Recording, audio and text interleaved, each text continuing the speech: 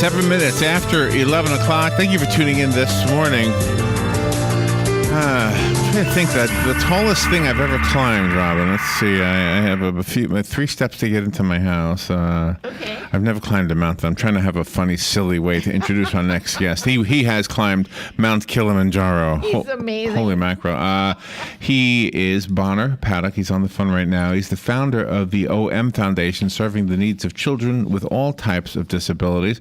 He is an endurance athlete, the first person with cerebral palsy to conquer both Mount Kilimanjaro unassisted and the Ironman World Championship, where he was awarded the elite triathlete title, Kona Ironman. He's a marketing executive as well, which might explain why he's has a book and how he's on the radio talking about it. That's marketing skills right there. Yeah. The book is called One More Step. It's his story of living with cerebral palsy, climbing Kilimanjaro, and surviving the hardest race on Earth. I'm already tired just trying to explain what he's done. Bonner Paddock, good morning, Bonner. How are you? Good morning. How are you? That's quite an intro. Well, you know what the hardest part was? To say the word cerebral. It's kind of like tomato, potato kind of thing. Oh, really? Is it cerebral? Is that the better way to say it? Yeah, I say cerebral, but I've heard both, and I may be even saying it incorrectly, but I think it's a tomato. So both is correct. So what is it? Well, I know what it is, but how does it manifest itself in you? That's a better question. Yeah, absolutely. It was just a normal, healthy baby, and then when I turned to go out the birth canal, the umbilical cord got wrapped around my neck, and unfortunately, the critical time to get you out of that birth canal so that it's kind of taking the oxygen out of your brain and random parts of your brain die, we basically are at the mercy of that. So they got me out as quickly as they could, and then obviously there was some damage to my brain, so that's kind of what led to the CP and everything else that I have. So for me, that's how it affected it, and I have spastic diplegia, is the type of cerebral palsy that I have. And does it affect your walking? How does it affect you? Yeah, so primarily the lower back all the way down to my feet. It's, muscles are extremely tight, and we basically, it's a lot of cramping and spasming of the muscles because it's hard to get a lot of fluids into my, muscles. It's the best way for everybody else is if you haven't worked out for a long time and you basically go to the gym and then you wake up the next morning and you really staff and everything like that. So we basically have really stiff muscles in the morning and need to stretch and everything else like that. And that's mainly how it affects me and why most people with CP can't do like these large athletic events. Do you think it contributed to your desire to just prove that it wasn't going to stop you? I don't know if I'm even asking. I feel like I'm being awkward in the way I'm asking it, but you probably understand what I mean, right? Well, yeah, I mean, I think, can you rephrase and say it one more time? Well, okay, there's a guy in the news this week, and he lost his arm, and I don't know the whole story, but he actually says it made him a better person as a result of the new handicap he had to deal with. Now, you've lived with this all of your life, but I mean, did it somehow contribute to your mental attitude that I'm not going to be told no? Nobody's going to tell me I can't do anything. Yeah, without a doubt. There's no way I'd be talking to you today or have a book out if in my opinion, if I thought I was quote unquote normal, because it's kind of been my driver, both, first 30 years of my life, we never really even talked about it in my family. So, and then started to become comfortable talking about it.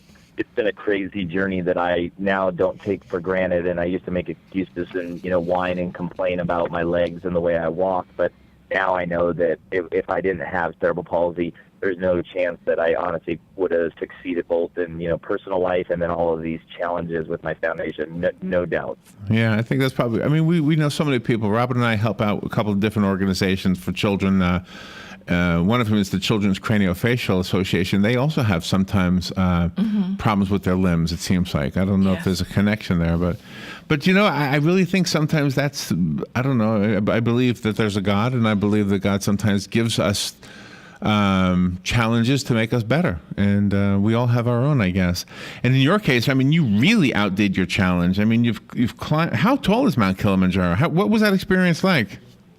It was it was 19,340. It's one of the 7 summits of the world. So it's a crazy, kind of thing to be on this huge mountain out in the middle of the desert in the Tanzanian desert right by the Kenyan border. So, and I'm not an outdoorsman. I'm the first one to tell you that. But I wasn't a climber or anything before that. It was something way out of my comfort zone. Really? And, So do you climb the rock walls at the carnivals and things like that? Exactly. That was about to the extent of my abilities leading into the training of that. There's no doubt. I was way out of my comfort zone over there. Oh, it was, wow. Awesome. So how did it happen? I mean, did somebody dare you, or did you read about it? How did you end up there? Well, it was a sudden passing of Jakey that kind of just inspired me to run a marathon in his honor, and we raised like $30,000 for the local United Cerebral Palsy in Orange County. So that's where I met Jakey's dad, and kind of went and did all of that. When that's the light bulb on the business side of me that went off and said, wow, like these people are really rallying behind this challenge because nobody's really done a lot of these things with cerebral palsy. So I need to continue to push my limits that's going to give us the best chance for awareness, and it's also going to give us the best chance to raise as much money possible for these kids. So Right. I just started looking into and was watching a show on Discovery Channel about Everest, and I was like, there's no chance I'm doing Everest. For me and what I got, that would be a complete, For me, I have nothing to stop me, and I'm not doing it either. So you're in California or here in Florida? So no, I live in California, and actually today I'm in Portland, Oregon. Oh, okay. Because you said Orange County, and we have one here, but you mean the one in Southern California, right? Yes, in California, yes. Okay. And the young boy who passed away, we understand he was only 4 years old. Yeah, he was he's about 4 years old, and he suddenly passed away in his sleep, and he had a very severe case of CP, but his family was the first family that one of the people, large groups that I told that I had cerebral palsy, and kind of just told a basic story, which I thought was a basic life story, but he sent me an email and said that I gave him and his family hope for their son Jakey, and that was a very powerful moment for me when someone says that you give somebody else hope, and that was an instant bond since our family never really talked about my disability growing up. So it was a very surreal moment for me, and a bond that kind of just cemented with that family. Oh, yeah, I can hear it in your voice. You have some wonderful photographs in the middle of the book I'm flipping through right now, and you're just making this little girl, and it looks like she's in a wheelchair. She's just giggling. Whatever you said to her made her laugh. It's a great shot. Obviously, when somebody who is able to live life in an extraordinary way, even though they've had their challenges that they had to deal with, I mean, you become the spokesperson for everybody with that same challenge.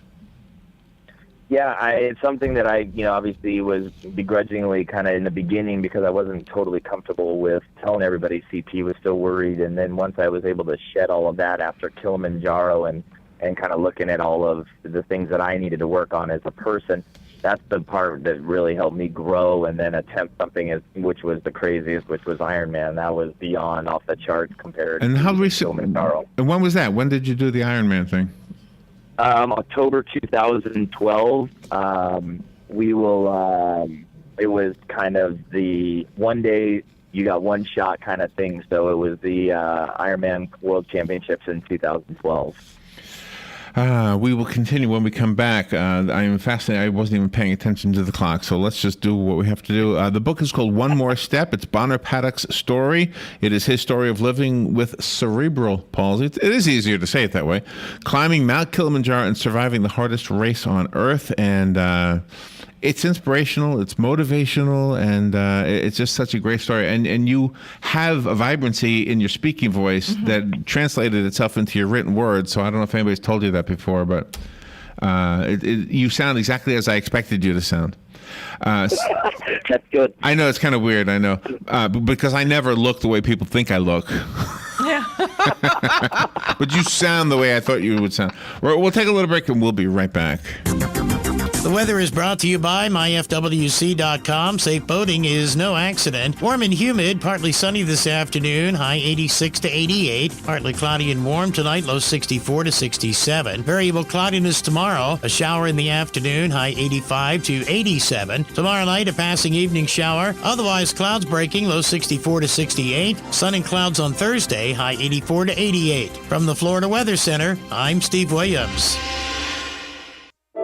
Hi, this is Jimmy Bohannon from Bohannon Associates Land Surveying. And this is Sheila Arnett, Commissioner Earl Arnett's wife. And we are here representing Bohannon Associates team for the American Cancer Society Relay for Life. 1 out of every 3 people has been impacted by cancer. As you're hearing this, our good friend Bridget Harmon is battling cancer for the 2nd time. And we are showing our support to her and everyone else that cancer has impacted by hosting a team for Relay for Life. We want to let you know about a very important fundraiser March 11th at Gator Docksides off of 200 between 5 and 9 p.m. Gator Docksides will donate 10% of sales from the event directly to Relay for Life. And we'll have a silent auction full of wonderful gift baskets. So please make sure you come out and support us in fighting this terrible disease. March 11th at Gator Docksides from 5 to 9. If you'd like to donate items for the auction, please contact me at 352-875-8766. Or me at 352-209-1037. Please join us in supporting a great cause. You already know texting while driving is dangerous. That's not new information, yet most people admit to doing it anyway. Drivers are 23 times more likely to be involved in a car accident while texting. Know the facts and wait to text. The danger is real and it applies to you. Auto Owners Insurance, the no problem people. Information provided by Virginia Tech Transportation Institute. Visit George Mangan Insurance today at www.manganinsurance.com. All right, 19 minutes after 11 o'clock. Thank you for tuning in. Bonner Paddock is on the phone. I think he said he's in Oregon right now, right, Robin? Yes. In Oregon? Yes. The book is called One More Step, his story of living with cerebral palsy, climbing Mount Kilimanjaro, and surviving the hardest race on Earth. And Bonner, I just wanted to mention this. I was thinking during the break that another not so easy accomplishment a task to accomplish is writing a book. Yes. Writing a book isn't always easy. I mean, so you've got a book. Is this your first book? Yeah, it is my first book, and it's actually even harder than doing the 2 races, to be honest. To do Kili and Ironman is actually harder because what I learned through that process is it's harder to heal mental wounds than it is to heal physical, pain and wounds, and to talk through your life and some things that weren't very easy, growing up and everything like that. Yeah. It kind of forced me to deal with them in a good way, but at first I was very apprehensive of kind of looking back on those things. So the book was actually extremely hard to write, but a lot of soul searching, as they say, and has actually helped me out tremendously. It is an amazing power of words. The people who read the book will have some kind of therapy as well, and if not therapy, they'll put the book down and they'll want to run. I love the fact that you were ignited by a tragedy of a young child. The tragic death. I can't remember. Was it Jake? Jakey. Yes. Age of 4. I just I don't know, that catapulted you, and that's catapulting me, and I don't know, little Jake. I mean, what you have done is inspiring everybody. Well, thank you. I mean, in a way, it's amazing that a boy that was 4.5 who couldn't walk or talk, and I knew him for literally minutes of his life, is a very, very powerful, crazy thing that if we're open to it, everybody can make an impact on us, and you can appreciate everybody that walks in your life, whether it's 2 minutes or 20 years. It's made me refocus and enjoy the journey a lot more and not focus just on the finish line. Is a cerebral palsy terminal? Are you yourself living on borrowed time?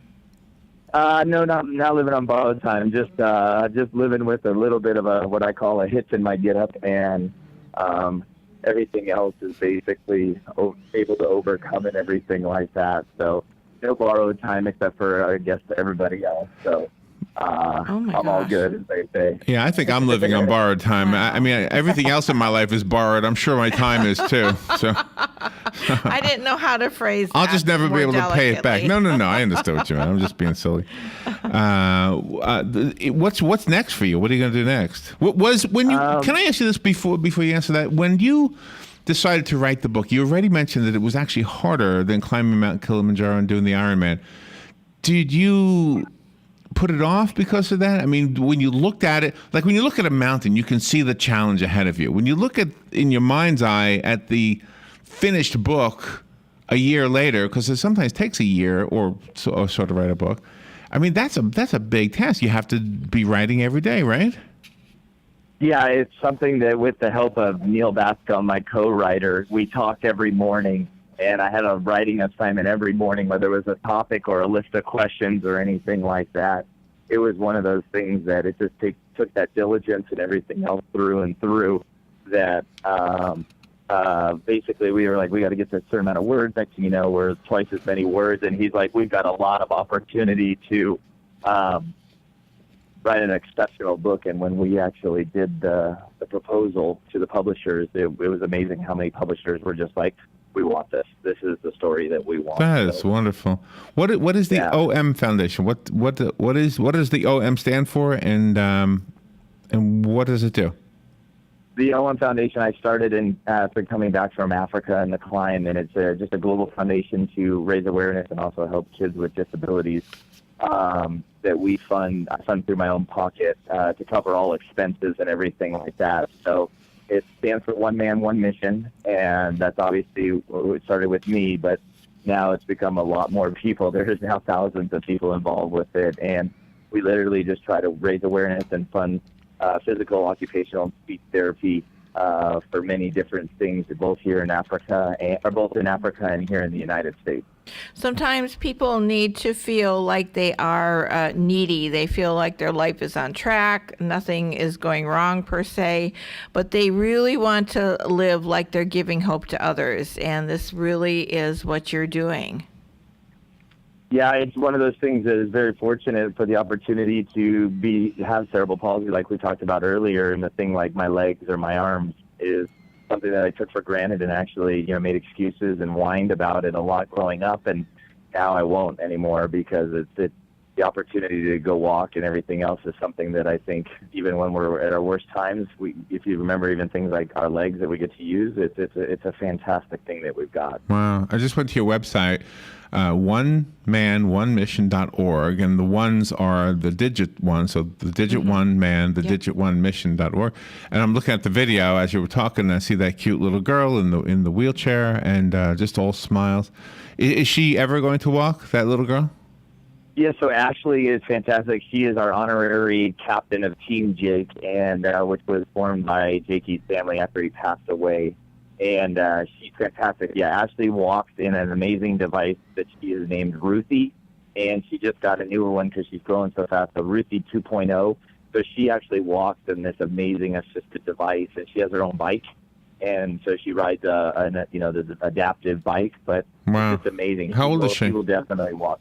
She is 11, almost 12 years old. She's awesome. She's the best personality and attitude I've ever come across in my life.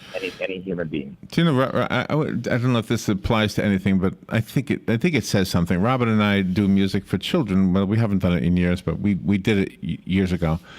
And we would play at schools. And one of the schools in our own community was a school for handicapped children, and they could be mentally or physically or both. Mm-hmm. And one of the things we took away from that experience, and we did it many times, but I think especially the first time we played there, was that we were in a room full of the happiest children I've ever seen. Mm-hmm. And yet they all had some reason that a normal child might not be happy. One boy had no feet.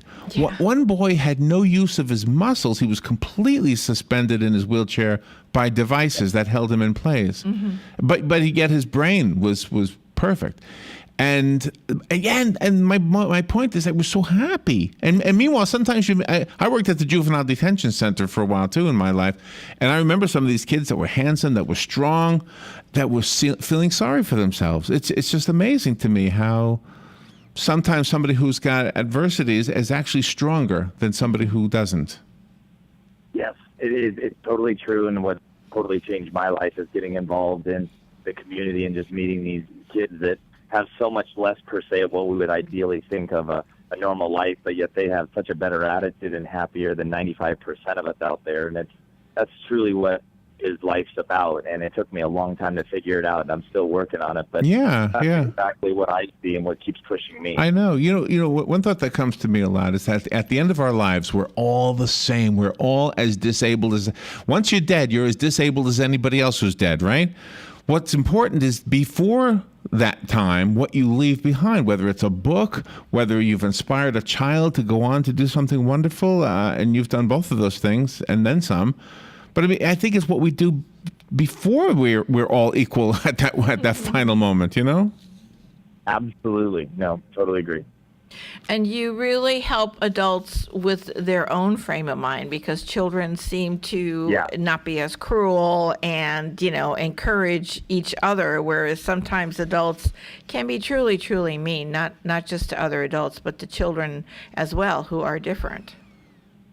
100%. And unfortunately, I got teased growing up. But, the thing that I learned, and I look back and wish I could take back, the number one thing is, unfortunately, I did the same thing. And it took admitting that it was like, when I got teased, I would look and I would tease other people. And it's like, looking back, that's the number one thing that I wish I could change. And I think a lot of people do going back when we get adults. It does a lot of harm. The book is called One More Step. I have a copy. This is a wonderful book. You're going to be motivated, inspired, and the enthusiasm that you hear in Bonner's voice is in the printed words of this book. Call me if you want the copy that Bonner sent us. You can have this copy. It is written by Bonner, Paddock, and he did mention Neil Bascom helped with the writing of the book, so we need to mention the other author. One More Step, my story of living with cerebral palsy, climbing Kilimanjaro, and surviving the hardest race on earth. Call me right now if you want the one that we got. The rest of us have to go buy it. It's not even released yet, is it? Yeah, today it is. Today is the day. It is out. So Amazon, Barnes & Noble, iTunes, it's available on all of those. Did you do not an ebook, but an audiobook? Yeah, the audiobook, I guess, will be coming out maybe afterwards. I'm learning new on this book process, but they said that usually comes a little bit later. So I said, okay, no worries. But yeah, there's been talk that we will do one. By the way, because we speak to so many authors, that means we have a lot of writers who listen. And you made every one of them jealous when you said all of the publishers wanted your book after they saw the outline. Yeah, I know. They all said, "Oh man, I wish that all the publishers want my book." All right. Well, thank you for being on the air with us. The website again is oneman1mission.org, and the ones are. Is it both ways? Do you have it registered as ONE as well? We have it registered as OM, so it was just singular the digits. So yeah. Okay. oneman1mission.org. Thank you, Bonner, for being on the air with us, and come back anytime. If you're ever in Florida, come into the studio. Yeah. I definitely will. Thank you so much. All right, thank you. We'll be right back. Bye-bye. This is WOCA Ocala.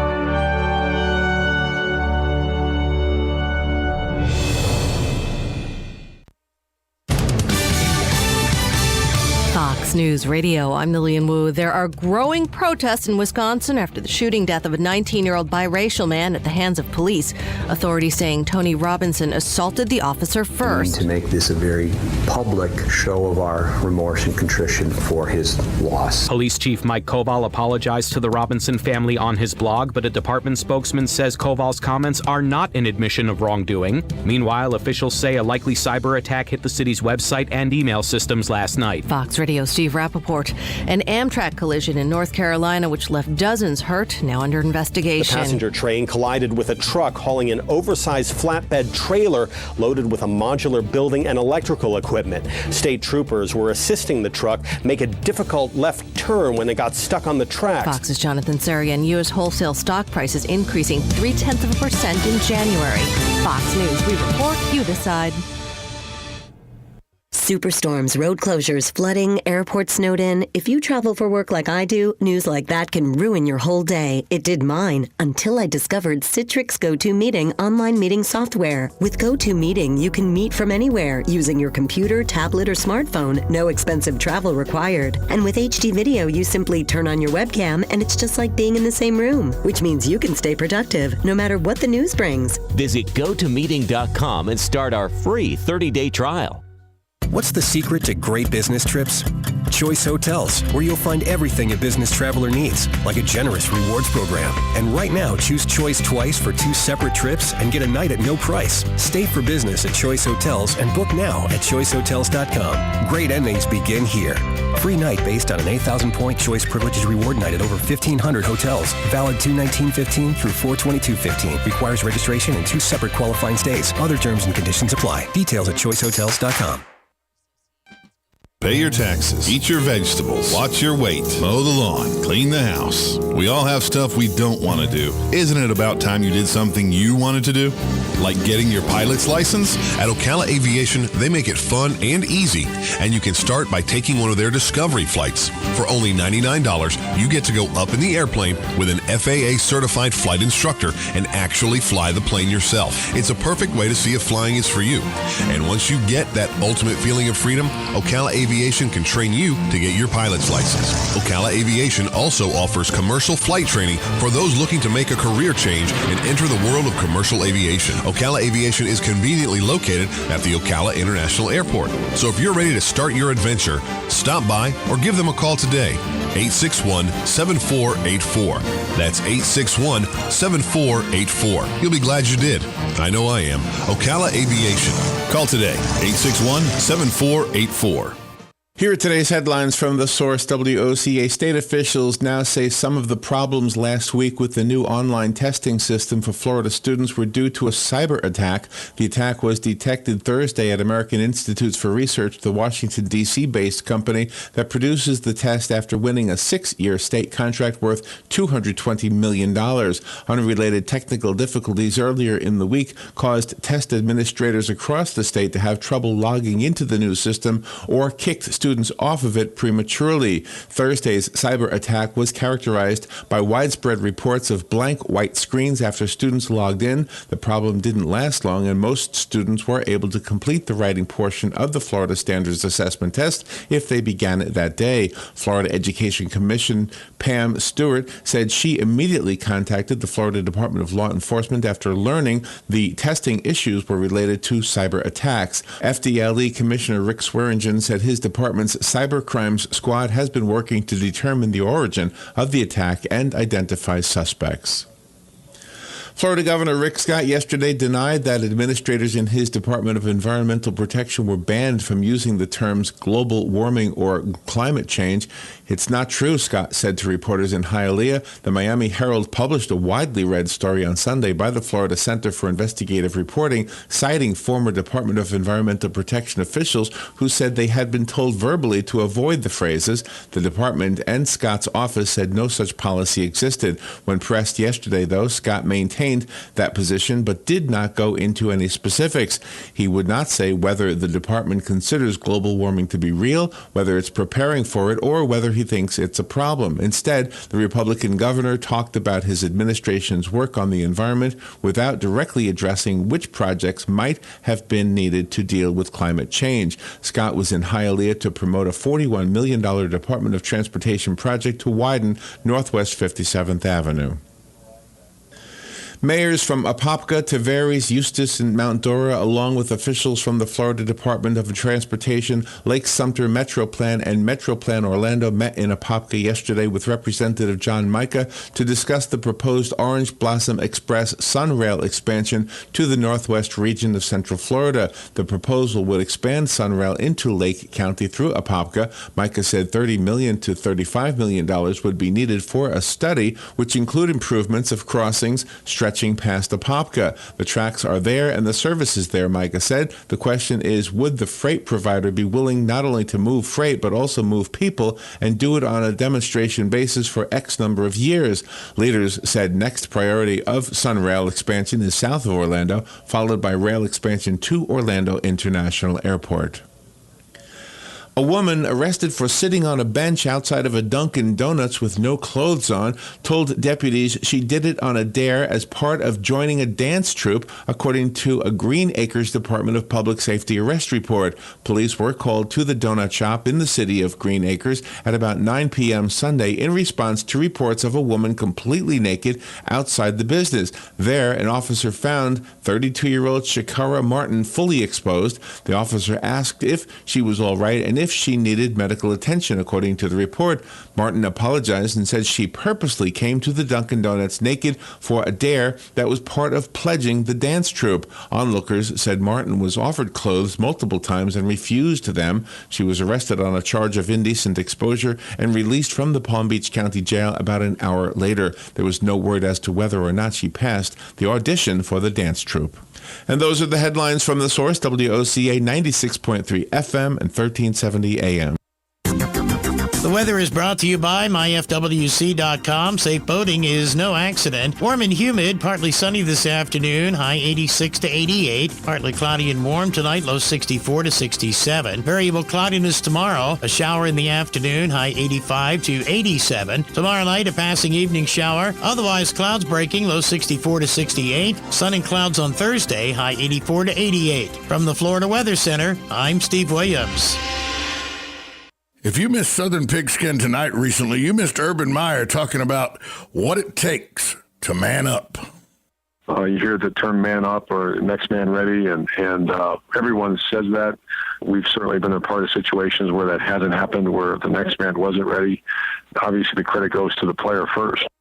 So join us every Thursday at 5 p.m. for Southern Pigskin Tonight, right here on 1370 AM, 96.3 FM, WOCA, The Source. Today in Florida Ag News from a Southeast AgNet, USDA's Natural Resources Conservation Service in Florida hopes producers from across the state can be in Gainesville Thursday morning to learn more about Farm Bill programs. Florida State Conservationist Russell Morgan says you can learn more about conservation compliance. Conservation compliance is going to be necessary. Crop insurance is going to be tied to conservation compliance. And what we're encouraging all producers is to go by your local service center and get with your Farm Service Agency or FSA and file what is called the Highly Erodible Land Conservation and Wetland Conservation Certification, or in short, Form 1026. And Morgan says this needs to be done by June 1st. Any questions you have can be answered Thursday morning, March 12th at the Doyle Connor Building in Gainesville from 10 a.m. till noon. To learn more, go to our website at southeastagnet.com. A lot of people think I'm superstitious. I never step on cracks. I never keep black cats on the ranch. I never open umbrellas indoors, not even in the barn. And I never let a young calf go unvaccinated. Because young calves are up against a whole lot more than you think. And I'm not just talking about bad luck, but stuff that even their mama's milk can't protect them from in the long run. Like BVD type 1B, the most common subtype of BVD in infected calves. That's why I vaccinate them with Pyramid 5 Plus Pre-Sponse SQ. It's the only approved combination vaccine that protects calves from BVD type 1B respiratory disease for at least 217 days. Plus, its viral and bacterial protection shields the unluckiest of calves. Even my doomed number 13 calf. Talk with your Beringer Ingelheim Vetmedica Inc. representative today. Learn more at bi-vetmedica.com/cattle. Randall Wiseman, Southeast AgNet. Ocala's information station.